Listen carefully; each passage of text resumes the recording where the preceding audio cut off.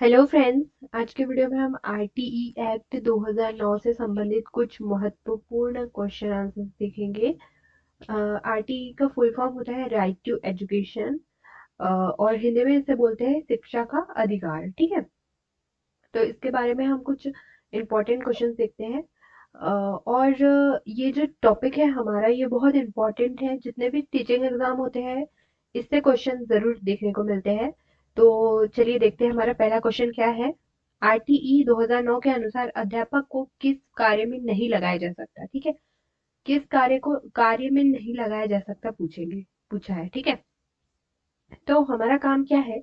सबसे पहले हमें क्वेश्चन को बहुत ध्यान से पढ़ना होता है कि क्वेश्चन में क्या पूछा है। ठीक है, फिर उसके बाद पूरे ऑप्शंस को पढ़ेंगे, फिर उसके बाद देखेंगे कि कौन सा सही आंसर है। ठीक है, चलिए।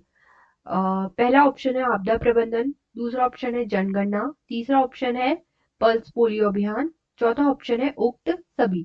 तो शिक्षकों को किस कार्य में नहीं लगाया जाता पूछा है, तो आपदा प्रबंधन में शिक्षकों को लगाया जाता है। ठीक है, इसमें आपदा प्रबंधन में शिक्षकों की ड्यूटी लगाई जाती है। जनगणना में भी शिक्षकों की ड्यूटी लगाई जाती है, लेकिन पल्स पोलियो अभियान ऐसा है जिसमें शिक्षकों की कोई आवश्यकता नहीं होती, क्योंकि पल्स पोलियो अभियान में शिक्षक का कोई कार्य ही नहीं होता है ना। वहां पे तो नर्स, डॉक्टर या आशा कार्यकर्ता जो भी होते हैं वो पल्स पोलियो अभियान में होते हैं ना। तो इसका आंसर आएगा हमारा पल्स पोलियो अभियान। चलिए, नेक्स्ट क्वेश्चन क्या है। आरटीई 2009 के अनुसार अध्यापक किस दायित्व को पूरा करेगा। ऑप्शंस है विद्यालय में नियमित उपस्थिति, दूसरा ऑप्शन है पाठ्यक्रम में संचालन करना, तीसरा ऑप्शन है पाठ्यक्रम का निर्माण व संशोधन करना, व्यक्तिगत विभिन्नता के अनुसार बालक को शिक्षा देना। तो इसमें हमें सही कौन सा ऑप्शन दिए हुए, हमें कूट दिए हुए, कौन सा कौन सा ऑप्शन किसके बाद आएगा ये हमें मैच करना है। तो इसमें क्या है, फर्स्ट वाला है केवल ए एवं बी, सॉरी डी, या केवल ए सी और डी, या केवल ए बी डी, या उक्त सभी। तो इसका आंसर आएगा, हम देखते हैं पहले। अध्यापक किस दायित्व को पूरा करेगा ये हमें देखना है। तो पहले ए और डी देखेंगे। विद्यालय में नियमित उपस्थिति और व्यक्तिगत विभिन्नता के अनुसार बालक को शिक्षा देना। तो ए के बाद डायरेक्ट व्यक्तिगत विभिन्नता के अनुसार बालक को शिक्षा देना ये नहीं होगा। ठीक है, नेक्स्ट देखेंगे ए सी और डी। ए है विद्यालय में नियमित उपस्थिति, पाठ्यक्रम का निर्माण व संशोधन करना, व्यक्तिगत विभिन्नता के अनुसार बालक को शिक्षा देना। ये भी तीनों एक एक के बाद एक नहीं आएंगे, है ना। चलिए देखते हैं अब तीसरा क्या है। ए बी और डी, विद्यालय में नियमित उपस्थिति, पाठ्यक्रम का संचालन करना, व्यक्तिगत विभिन्नता के अनुसार बालक को शिक्षा देना।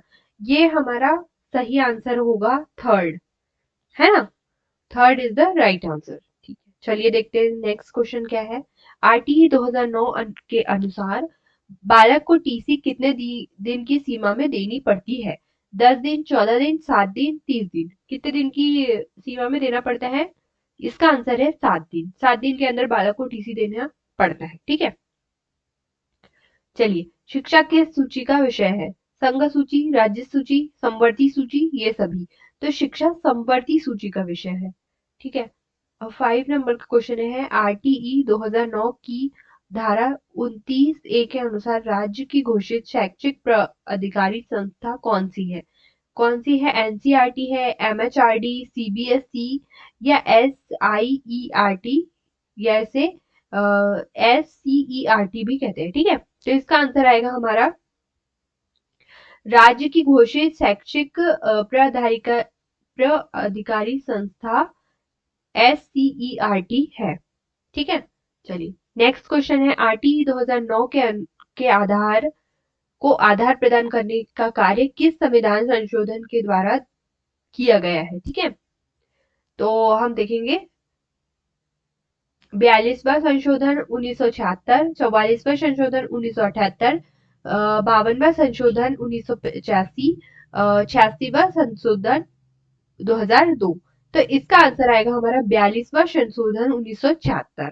इसका राइट आंसर होगा। ठीक है, चलिए नेक्स्ट देखेंगे आरटीई 2009 में अध्यापक विद्यार्थी सामान्य अनुपात कितना है। ठीक है, 1:30, 1:45, 1:40, 1:32।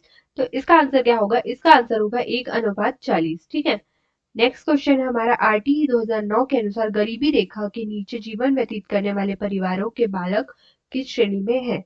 असुविधाग्रसित क्षेत्रों के बालक, दुर्लभ कमजोर वर्ग के बालक, विशेष श्रेणी के बालक, उपरोक्त सभी। तो इसका आंसर क्या आएगा? गरीबी रेखा के नीचे जीवन व्यतीत करने वाले दुर्लभ और कमजोर वर्ग के बालक आते हैं। ठीक है, चलिए नेक्स्ट क्वेश्चन है आरटीई 2009 में बालक को विद्यालय में प्रवेश देते समय ली जाने वाली प्रवेश परीक्षा क्या कहलाती है? इसका ऑप्शन है हमारा विहिप, अधिसूचना, प्रति व्यक्ति शुल्क, अनुवीक्षण प्रक्रिया। तो इसका आंसर होगा हमारा विद्यालय में प्रवेश देते समय ली जाने वाली परीक्षा होती है अनुवीक्षण प्रक्रिया। ठीक है, चलिए नेक्स्ट देखेंगे आरटीई किस धारा में विद्यालय पूर्व शिक्षा की व्यवस्था है? धारा 10, धारा 11, धारा 12, धारा 13। तो इसका आंसर होगा हमारा धारा 11। आरटीई जो एक्ट है उसे हमें मेरा एक वीडियो है जिसमें मैंने आरटीई एक्ट को पूरी तरह से पढ़ाया है, जिसमें प्रत्येक धाराओं के बारे में डिटेल में बताया है। तो आप जाकर वो विजिट करिए, आपको सब समझ आ जाएगा कि कौन सी धारा में क्या बताया है, कौन सा अधिकार है शिक्षा का, ये सारा डिटेल में बताया है। ठीक है, चलिए नेक्स्ट क्वेश्चन है स्वतंत्र भारत के प्रथम शिक्षा मंत्री कौन थे? सी राजगोपालचारी, के सी पंत, मौलाना अब्दुल कलाम, स्मृति ईरानी। प्रथम शिक्षा मंत्री थे हमारे मौलाना अब्दुल कलाम। ठीक है, चलिए नेक्स्ट क्वेश्चन देखेंगे आरटीई एक्ट 2009 का गजट प्रकाशन कब किया गया? 1 अप्रैल 2009, 29 अगस्त 2009, 20 अगस्त, सॉरी मिसप्रिंट है ये, 2009, 26 अगस्त 2009। तो इसका आंसर आएगा हमारा 29 अगस्त 2009 में प्रकाशन हुआ था। ठीक है, चलिए नेक्स्ट देखेंगे 18 वर्ष से अधिक बालकों को निःशुल्क शिक्षा की बात कही गई है अनुच्छेद 41 में, 42 में और 45 में या 52 में? कौन सा आएगा इसका आंसर? इसका आंसर आएगा अनुच्छेद 41 में कहा गई है। ठीक है, चलिए नेक्स्ट क्वेश्चन है कक्षा 8 से 100 बच्चे से अधिक होने पर शिक्षक छात्र अनुपात निर्धारित किया है। कितना अनुपात निर्धारित किया गया है? ऑप्शन है 1:30, 1:35, 1:10, 1:25। तो इसका आंसर आएगा हमारा 1:35। ठीक है, नेक्स्ट क्वेश्चन है आरटीई एक्ट 2009 में अध्याय व धाराएं कितनी है? ठीक है, 10 व 38, 7 व 2, 7 व 38, कोई नहीं। तो इसका आंसर आएगा हमारा 7 अध्याय और 38 धाराएं हैं। ठीक है, चलिए नेक्स्ट है प्राथमिक विद्यालय में कार्य दिवस निर्धारित आरटीई एक्ट 2009 के तहत 200 दिन, 180 दिन, 220 दिन, 160 दिन, कितने दिन का होता है? प्राथमिक विद्यालय में पूछा है। ठीक है, प्राथमिक विद्यालय में कितने दिन का होता है भाई? ये होता है 200 दिन का। ठीक है, चलिए नेक्स्ट क्वेश्चन है राष्ट्रीय सलाहकार का गठन किया जाता है आरटीई एक्ट 2009 की किस धारा के तहत? किस धारा के तहत किया गया है राष्ट्रीय सलाहकार का गठन? 32, 33, 34, 35। तो इसका आंसर आएगा हमारा 35 धारा के तहत राष्ट्रीय सलाहकार का गठन किया गया है। ठीक है, चलिए कौन सा क्वेश्चन था हमारा? हाँ, ये वाला 18वें नंबर का क्वेश्चन है बालक को तुरंत टीसी प्रदान की जाएगी, ये किस धारा के तहत आता है? देखिए आपको आरटीई एक्ट पूरा अच्छे से रीड करना होगा एक बार। आप अगर आपको मेरा वीडियो भी देख सकते हैं, अगर वीडियो नहीं देखना है तो आपको गूगल पे जाकर सिंपली आरटीई एक्ट 2009 सर्च कीजिए, तो उसकी पीडीएफ डाउनलोड करिए, उसमें से पूरा एक्ट पढ़िए, तभी आपको पता चलेगा कौन सी धारा में कौन सा बात बताई है, किसके लिए बनाया है ये एक्ट।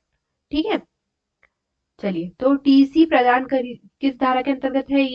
ये है हमारा धारा 5 के अंतर्गत। ठीक है, आरटीई आरटीई एक्ट 2009 के तहत प्राथमिक विद्यालय की दूरी निर्धारित करिए। कितनी दूरी निर्धारित करी है प्राथमिक विद्यालय की? 1 किलोमीटर, 2 किलोमीटर, 3 किलोमीटर, 5 किलोमीटर। तो इसका आंसर है 1 किलोमीटर। ठीक है, चलिए नेक्स्ट क्वेश्चन है, शिक्षक के लिए प्रति सप्ताह कार्य घंटों की न्यूनतम संख्या है। न्यूनतम संख्या पूछिए। ठीक है, 48, 45, 35, 42। तो इसका आंसर आएगा हमारे 45। 45 घंटों की न्यूनतम संख्या है इसमें। ठीक है, सप्ताह में। चलिए नेक्स्ट देखेंगे, कक्षा 6 से 8 जहां 100 के ऊपर बालकों को प्रवेश दिया गया है तो अंशकालिक शिक्षक होंगे। 1, 2, 3, 4। कितने शिक्षक होंगे वहां? वहां होंगे 3 शिक्षक। ठीक है, शिक्षक द्वारा प्राइवेट ट्यूशन पर रोक का प्रावधान कौन सी धारा के अंतर्गत है? 32, धारा 28, धारा 29, धारा 31। तो इसका आंसर होगा हमारा धारा 28 के अंतर्गत है। ठीक है, चलिए धारा 25 के अंतर्गत छात्र शिक्षक अनुपात कितने वर्ष के अंदर लागू होना चाहिए? ठीक है, तो ऑप्शन है 1 वर्ष में, 2 वर्ष में, 3 वर्ष में या 4 वर्ष में। तो इसका आंसर होगा हमारा 3 वर्ष में लागू होना चाहिए। ठीक है, चलिए नेक्स्ट देखेंगे अब, आरटीई एक्ट 2009 संपूर्ण भारत में लागू हुआ। ये बहुत इंपॉर्टेंट क्वेश्चन है। ठीक है, ये कई बार एग्जाम में पूछा गया है और ये हमें याद होना ही चाहिए कि आरटीई एक्ट 2009 में 2009 संपूर्ण भारत में कब लागू हुआ था। ठीक है, तो ऑप्शंस देखेंगे अब हम। ऑप्शंस है 20 मार्च 2011, 1 अप्रैल 2010, 20 मार्च 2010, 20 अगस्त 2009। ठीक है, तो जिसे इसके बारे में नहीं पता है तो वो तो फट से आंसर लगा देगा, ये वाला हमारा ये वाला आंसर होगा, है ना, क्योंकि यहाँ पे 2009 लिखा हुआ है। तो 20 अगस्त 2009 ये होगा हमारा करेक्ट आंसर। जिन्हें नहीं पढ़ा है वो बच्चे तो यही लगाएंगे, है ना। लेकिन इसका सही आंसर क्या है? इसका आंसर 2009 तो उसे बोला जाता है, लेकिन लागू आरटीई एक्ट 2009 में बना था, लेकिन उसको पूरे संपूर्ण भारत में लागू कराने के लिए टाइम लगेगा ना। एकदम जैसे बनेगा एक्ट वैसे ही तो पूरे संपूर्ण भारत में लागू नहीं हो जाएगा। तो इसका आंसर आएगा हमारा, इसका आंसर होगा 1 अप्रैल 2010 से वो लागू हुआ था संपूर्ण भारत में। ठीक है, तो ये कंफ्यूजिंग क्वेश्चन बन सकते हैं। ठीक है, आपको अगर यहाँ पे दे देते 20 मार्च 2009, है ना, ऐसा कुछ दे देते तो अगर 2009 देके हम फट से उस पर टिक कर देते कि 2009 एक्ट का नाम है तो 2009 ही लगा दो, है ना। चलिए नेक्स्ट क्वेश्चन देखेंगे, 25वां नंबर का क्वेश्चन है हमारा, कक्षा 6 से 8 तक कार्य दिवस तथा शिक्षण घंटे निर्धारित किए गए हैं। 200 से 800, 220 से 800, 200 से 1000, 220 से 1000। तो इसका आंसर क्या होगा भाई? इसका आंसर होगा 220 से 1000 घंटे निर्धारित किए गए हैं। ठीक है,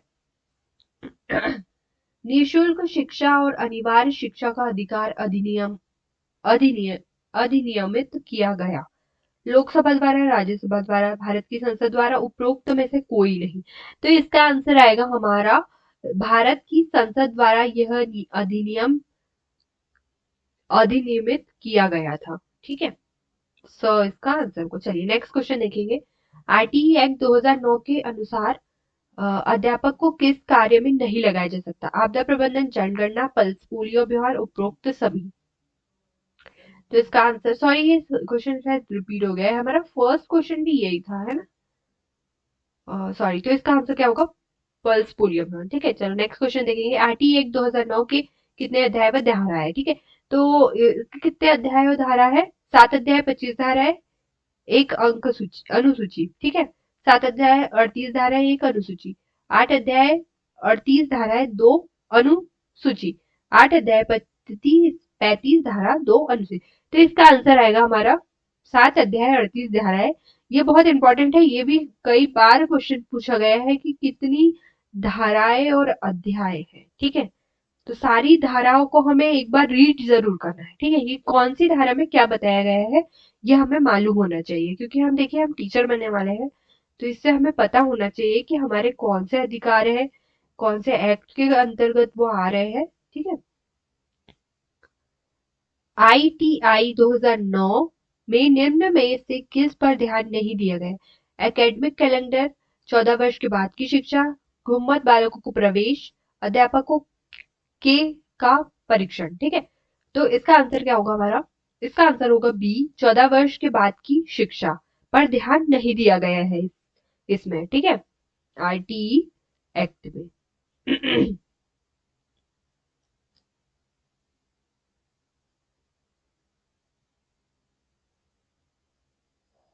चलिए नेक्स्ट क्वेश्चन है आरटीई 2009। एक सेकेंड, हाँ यहाँ पे ना कुछ मिसप्रिंट हो गया है। यहाँ पे ये आरटीई है, ठीक है, आईटीआई नहीं है ये, ठीक है, सॉरी। चलिए नेक्स्ट देखेंगे।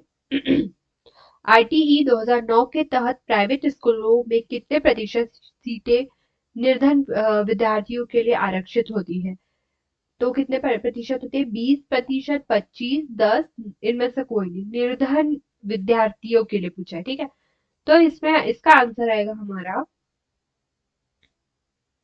इसका आंसर आएगा 25% सीटें निर्धन विद्यार्थियों के लिए आरक्षित होती है प्राइवेट स्कूल्स में, ठीक है। शायद ये किसी को भी नहीं पता था, लेकिन ऐसा होता है ना। चलिए नेक्स्ट क्वेश्चन देखेंगे। शिक्षा के अधिकार अधिनियम के तहत प्राथमिक कक्षाओं के छात्र एवं शिक्षकों का अनुपात कितना होगा? 2 दो अनुपात 30, 1:20, 1:15, 1:30। तो इसका आंसर क्या होगा हमारा? इसका आंसर होगा 1:30। चलिए,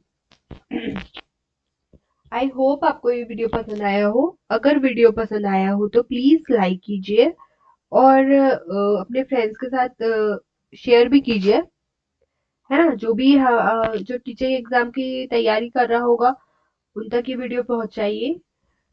थैंक यू। अब नेक्स्ट वीडियो में हम कुछ और इम्पोर्टेंट क्वेश्चंस देखेंगे जो टीचिंग एग्जाम में अक्सर पूछे जाते हैं, है ना।